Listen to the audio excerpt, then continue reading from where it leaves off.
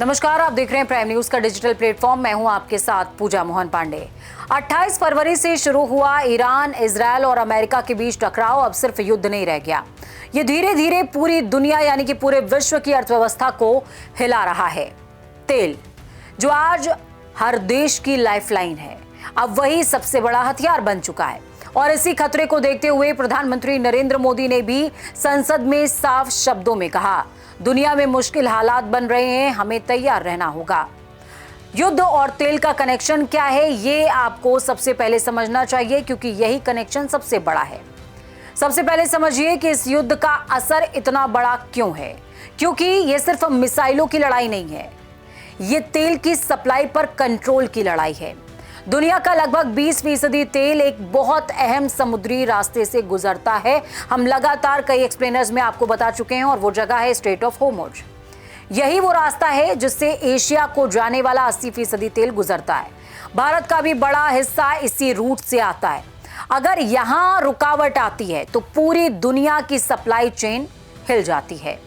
तेल की कीमत में कितना उछाल आया, ये आपको समझना चाहिए। जंग से पहले कच्चा तेल $70 प्रति बैरल था। जंग के बाद 100 से $112 प्रति बैरल बढ़कर पहुंच गया है, यानी 40 से 50% तक उछाल है। साथ ही LNG गैस की कीमतों की बात करें तो 60% तक बढ़ोतरी हो गई है। मतलब साफ है, ऊर्जा पूरी तरह महंगी हो चुकी है। भारत क्यों सबसे ज्यादा प्रभावित हो सकता है, ये आपको समझना चाहिए। भारत की सबसे बड़ी कमजोरी क्या है? हम अपना 85 से 88% तेल आयात करते हैं। LPG का 80 से 90% बाहर से आता है, और ये ज्यादातर उसी होर्मुज रोड से आता है। इसका मतलब अगर वहां संकट आया तो भारत सीधे तौर पर प्रभावित होगा। तेल महंगा हो गया मतलब महंगाई बढ़ गई। सिंपल चेन रिएक्शन है ये। इसे बहुत आसान तरीके से समझने की कोशिश कीजिए, जिसमें स्टेप वाइज बताऊंगी। पेट्रोल डीजल महंगा हुआ यानी कि गाड़ी चलना महंगा, ट्रांसपोर्ट महंगा, ट्रक ट्रेन जहाज का खर्चा बढ़ जाएगा, फैक्ट्री महंगी, उत्पादन लागत बढ़ जाएगी, खेती महंगी हो जाएगी, जिसमें डीजल और खाद का इस्तेमाल होता है वो भी महंगा हो जाएगा, सप्लाई महंगी हो जाएगी, सामान दुकानों तक पहुंचना महंगा हो जाएगा, और आम आदमी पर इसका सीधा असर पड़ेगा। आपकी थाली भी महंगी हो जाएगी। इसी को कहते हैं कॉस्ट पुश इन्फ्लेशन। आपकी थाली पर इसका असर कैसे पड़ेगा, ये समझिए। सबसे अहम सवाल आपके जहन पर यही होगा, खाने पीने की चीजें महंगी क्यों हो जाएंगी।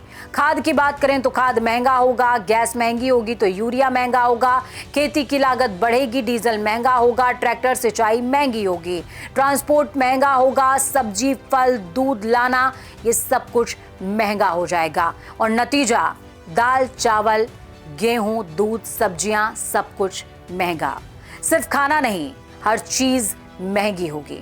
जिसमें मैन्युफैक्चरिंग सेक्टर की बात करें तो स्टील, सीमेंट, ऑटोमोबाइल, सबकी लागत बढ़ेगी। इसके साथ ही इलेक्ट्रॉनिक सप्लाई चेन भी बाधित होगी। चिप्स महंगे हो जाएंगे, मोबाइल लैपटॉप महंगे हो जाएंगे, यात्रा महंगी होगी, हवाई टिकट महंगे हो जाएंगे, शिपिंग महंगी हो जाएगी, विदेश से आने वाला सामान भी महंगा होगा।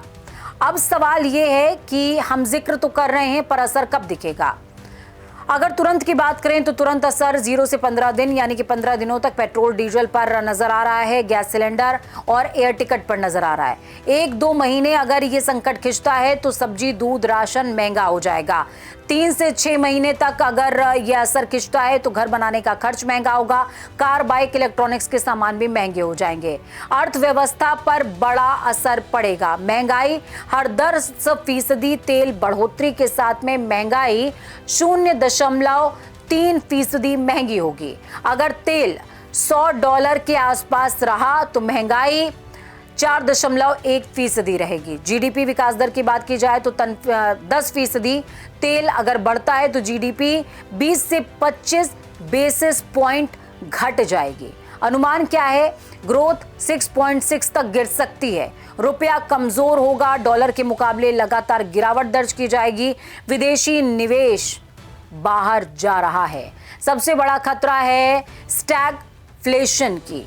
ये सबसे खतरनाक स्थिति है। स्टैगफ्लेशन क्या है? महंगाई प्लस मंदी, मतलब चीजें महंगी, नौकरी कम, बिजनेस धीमा। ऐसा पहले 1970 के दशक में हुआ था जब तेल संकट आया था। और अगर ये युद्ध लंबा चलता है तो दुनिया फिर उसी रास्ते पर जा सकती है। ईरान की रणनीति क्या है? ईरान सीधे अमेरिका से लड़ाई नहीं जीत सकता, इसीलिए उसने क्या किया है? सप्लाई चेन पर हमला किया है, होर्मुज को बाधित करने की धमकी दी है, जहाजों पर हमला हुआ है, मतलब तेल रोककर दुनिया पर दबाव बना रहा है। भारत की स्थिति अभी क्या है? अभी तुरंत बड़ा असर नहीं दिख रहा है। भारत के पास कुछ रिजर्व मौजूद है, लेकिन अगर युद्ध लंबा चलता है, महंगाई बढ़ती है, ग्रोथ घट जाएगी, आम आदमी पर दबाव बढ़ेगा और इसका नतीजा क्या होगा वो समझिए।